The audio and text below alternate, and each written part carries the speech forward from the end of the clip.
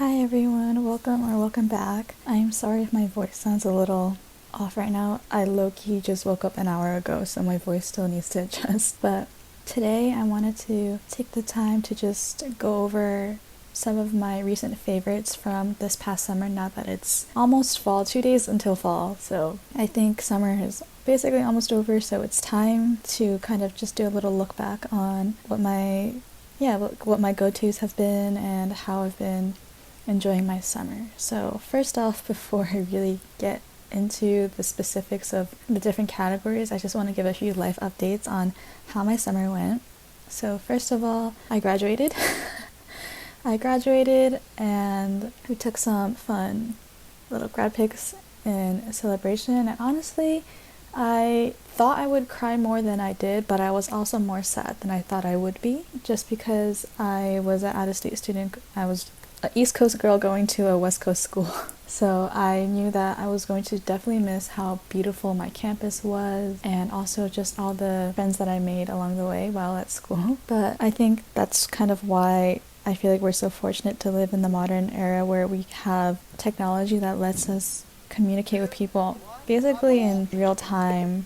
The only thing is that I do miss hanging out with them in person. So one of these days I am 100% intent on visiting, probably early next year, just because, spoiler alert, I have a job now and I have limited days of PTO, so I don't want to just I have to ration carefully, so we'll have to see. But anyways, after I graduated, I spent a few weeks at home, and then I went on a family vacation to Banff in Canada, and I will be having a vlog for that coming out at some point, but it may take a little bit, but I hope you guys look forward to it, because that trip was really fun. Banff, and also the nearby city, I guess, or town that we're staying, called Canmore, was so beautiful. And even though it was basically the middle of summer, it wasn't hot at all because we were pretty far up north, and just the scenery was absolutely gorgeous. I definitely would want to go back at some point just to visit it again. And it was a lot of hiking, but it was a lot of fun. And then when I got back, I had a few more weeks of peace before I started working at an office job, and that's what I've been doing for the past 2 months. During that time, since then, I went on a beach trip with some high school friends, which was really fun because that was my first time going to the beach in 2 years. Because these friends, we started a tradition where we go to the beach more or less every year during the summer. But last year we didn't go because we went to Boston instead to visit my friend who works or goes to school there. And after that, what else happened? So something else that was also exciting is that a few weeks ago I went to New York City with some new friends that I made at work, and I also have another vlog for that that'll be coming out at some point, probably after the Banff one, just because I don't want to screw up with the timeline too much right now. I know it's kind of messy and I feel bad jumping around between different months and stuff. So, and other than that, I feel like those are the pretty major life updates that I have for now. In terms of transitioning into the corporate world, or having a job and being and just kind of being like a full grown adult, it's been up and down, to be honest. Obviously it's not going to be easy. It's a big life change. So for me, I'm just getting used to the idea that school is very different from how the real world functions. Just for now, I've been doing okay. I've just been trying to find a rhythm in my life that works for me, because I actually, for some reason, I never really took it seriously when people mentioned trying to find a balance between your work and your life, but now I understand where these people are coming from, because they can be a little bit tough. But that's enough on work for now. It's the weekend, so I should not be talking about work. Let's talk about my personal life. So the first thing I have in my notes are just some YouTube channels or YouTube content that I've been consuming lately. So I actually, if you've seen in my previous vlogs, I watch a lot of Carrie Can Read and Carrie Cakes, but lately I actually have been getting really into watching videos from this channel called Aya's Cottage, just because I like how cozy the videos are, and she does a mix of bookish content and also cute art content as well, and I really just enjoyed that atmosphere. And then the next channel that I've been watching a lot of was Prince Vitani. So he's Prince from this group called Ghost 9. I just thought his content was really funny because he's a K-pop idol working at a company that it doesn't sound like they're utilizing this group to their fullest power. So he has some really nice content. I also liked his style of vlogging because it's it's very dynamic, and I really appreciate that. It makes it really fun to watch. And then here's a channel that I've been watching for a while actually, but I recently got back into watching more of the videos, which is Spilled Ink. And I like this one just because I'm watching people draw and they just yap, and it's pretty nice to put on in the background while I'm working on, while I'm journaling or while I'm crocheting or knitting something, which we will get to. And then in terms of just more general videos or kinds of videos that I've been watching, I started watching a lot of Pen Pal with me or K-pop/anime journal with me videos just because I wanted something on in the background, and I love stationery so much, and I really want to get more into having scrapbooking or junk journaling, because I do journal, but it's more in the standard sense of where I'm just writing things down, and occasionally I'll paste some receipts or business cards in and decorate with stickers, but I've never really done themed journaling before, and that's something I do want to try and hopefully we'll be experimenting with in the future. Next, I wanted to talk about some shows and movies that I've watched, and this is kind of an exciting category for me. So first off, we have a few rewatches that I did. So I rewatched this show called Hell's Paradise, which I know was originally a webtoon and then was recently adapted. So Hell's Paradise takes place in Japan, and the emperor wants to find this elixir of immortality, and he's been sending some of his people to this island where it's said that the elixir exists, but no one has ever made it back alive except for one person who very disturbingly came back, and he just turned into flowers but was smiling the whole time, so it was a little creepy and off-putting. So the emperor decided to send the nation's biggest, baddest criminals, basically criminals who are on death row, to the island because they're going to die anyways, so you may as well just send them because they're disposable, and whoever brings back the elixir will receive a pardon. And then this story focuses on I don't know how to describe, I think he's like the most renowned assassin. He got caught and was put on death row, and then he decided to join this expedition or kind of like contest to go get the elixir. And then each of the criminals are paired with a saimon, which are executioners, who they are basically meant to chaperone the criminals on the island, because obviously sending these horrible criminals to an island by themselves isn't a good idea. So they have these chaperones who basically, like, these criminals make one wrong move, bam, they're gonna just execute the criminal. And so the criminals and the swordsmen arrive on the island, and they quickly realize that things on the island are a lot more dangerous and suspicious than they ever thought. And yeah, that's what Hell's Paradise is about. So we just want to see if, first of all, like, at first you think, like, okay, let's see who's going to get the elixir of immortality first. But then it quickly becomes, let's see who's going to make it out alive first. Or not even first, just like, how many of these people are actually going to make it back alive?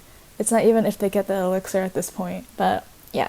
It was a very trippy experience, let's just say. The concept of, I guess, it was kind of like, there's some aspects of body or nature horror in there, which it's not too scary, but it's obviously very unsettling and off-putting, and I'm very curious to see how this story ends. Right now, there's only season 1 out, and my brother was telling me that this series isn't actually that long, so I'm guessing that by this next season that comes out, which I don't know when it's coming out, my brother was complaining about that too, we'll probably see the end of the story by the next season that comes out, so we'll see. I am excited. And then next, I rewatched, I think, the first 3 seasons of Haikyuu, because before I started work, was it before I started work? I don't know. I was getting really anxious because I was dealing with some personal issues happening, so I was having trouble focusing on work. So it was during work, okay, yeah.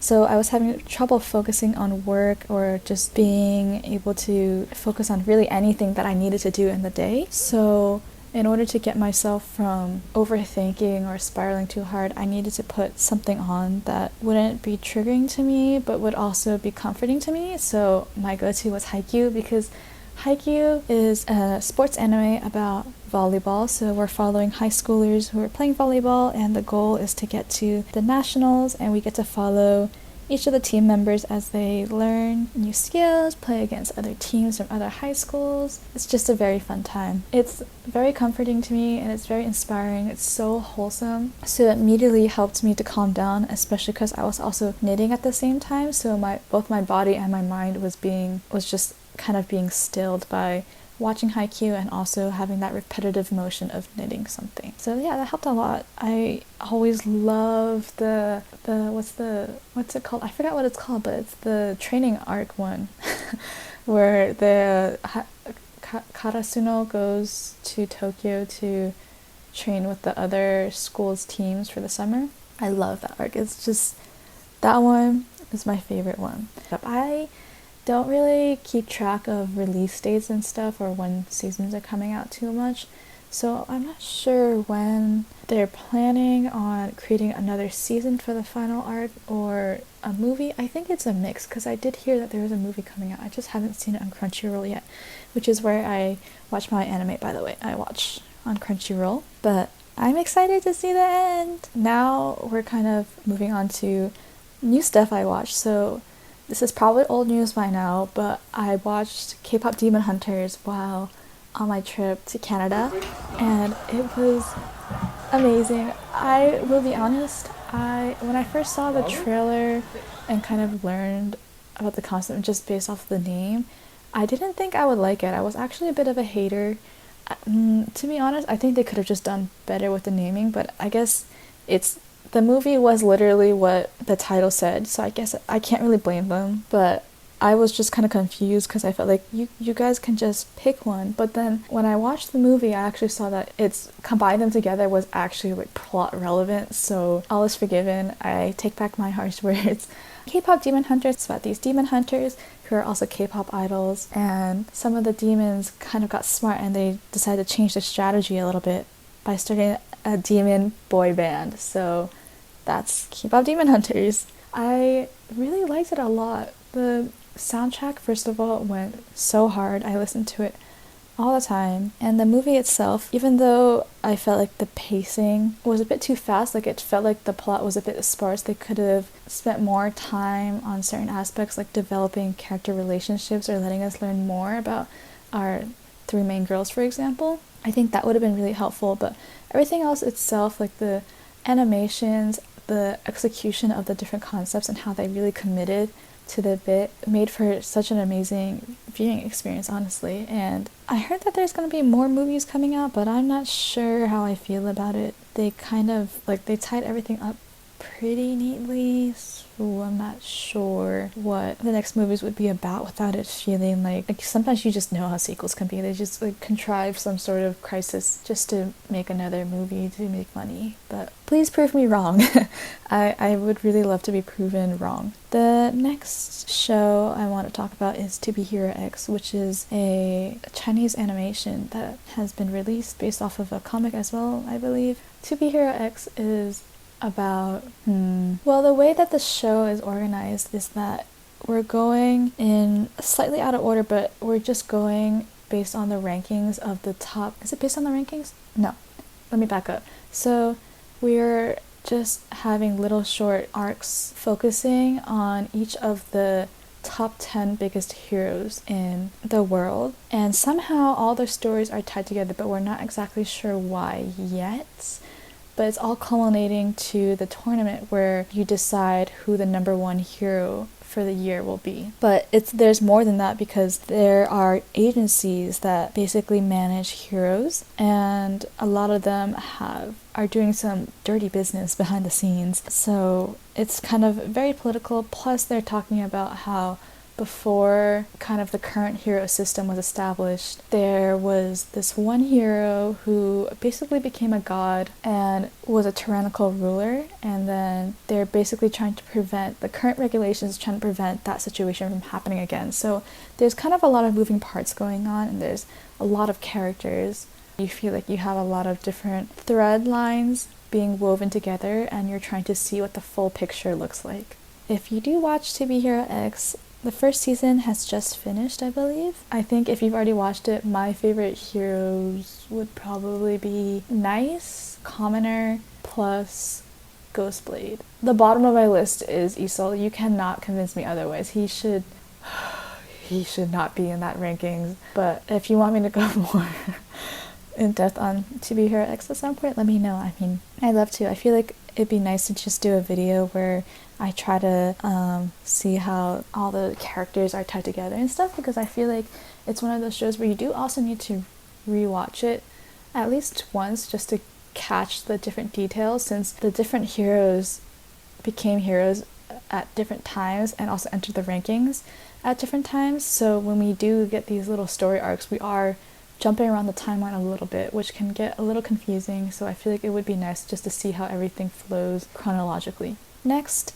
I started so some backstory was that I was watching this YouTube video. I realized that this is going to be a bit of a long podcast episode because I think I'm only halfway through. Oh, I'm not even halfway through the things I want to talk about.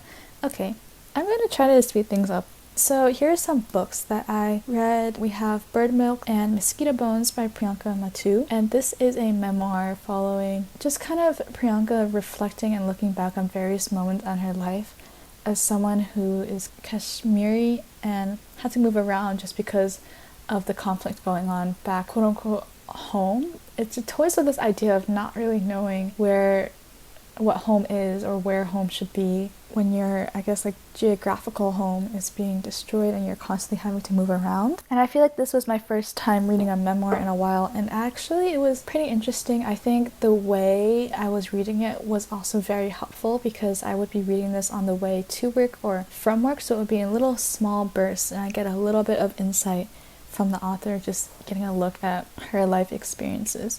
So I thought it was really good. Sometimes I feel like I'm a little bit prejudiced towards nonfiction books because I think that they're going to be boring or something, but I think this book was very enjoyable, especially because of how, I guess, I don't know how to describe it, but it was how the author used her words and the vocabulary that she used just kind of scratched an itch in my mind, and I thought it just was a wonderful read. Yeah. Okay.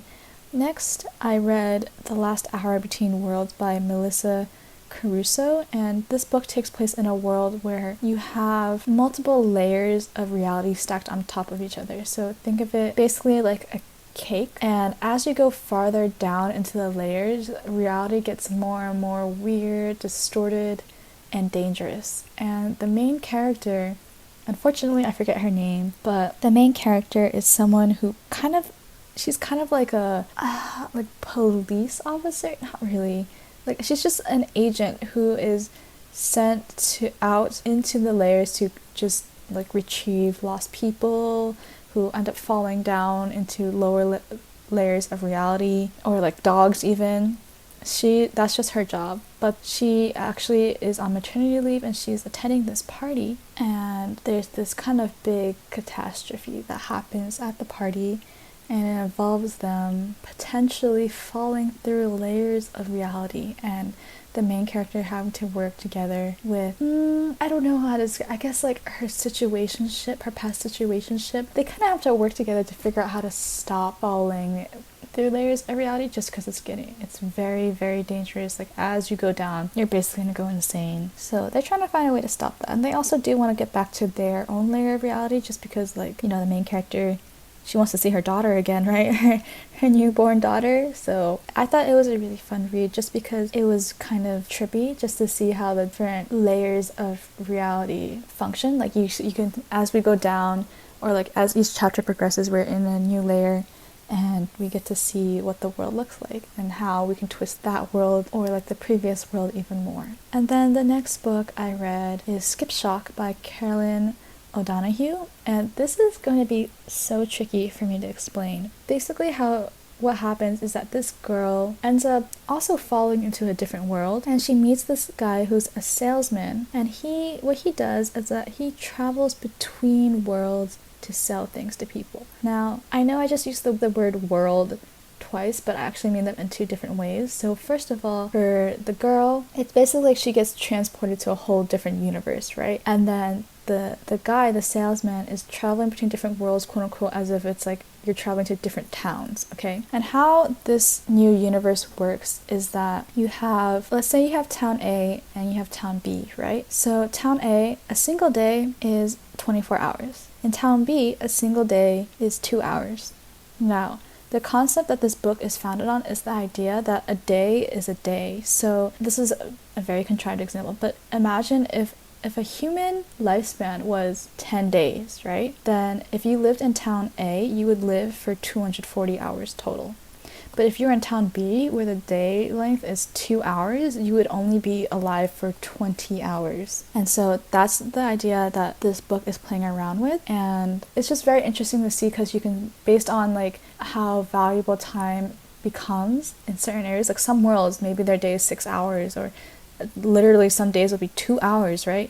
You get to see how that influences the way people live their lives, or even how their society is built up. Because if your day is 2 hours long, right, you're gonna be like, making every second count. But then if you're from a slower world or more time-rich world where you have, like us, 24 hours in a day or 40 hours in a day, you can afford to take things more slowly and go at a different pace. So I thought that was pretty interesting. And plus it's also pretty cool because they're talking about how you can, like certain worlds, because of it's either shorter or longer day, it's more effective for growing plants, for example, or growing food.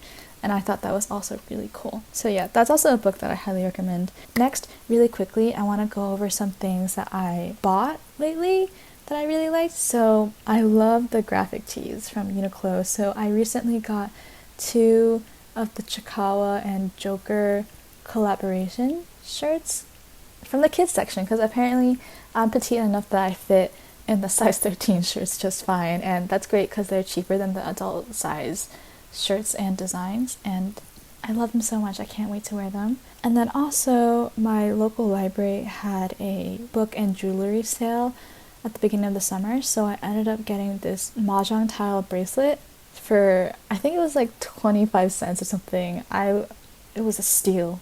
I thought it was really cute. I should really wear it more. And then also we have a few kind of like blind box toys that I got. So I went to a Miniso with some of my high school friends, and I got this little toast figure. It's so cute. Oh my god. Next time I see it, I'm going to buy another one because they're adorable. Like honestly, it's such a cute and quirky concept. I love it so much. It brings me so much joy.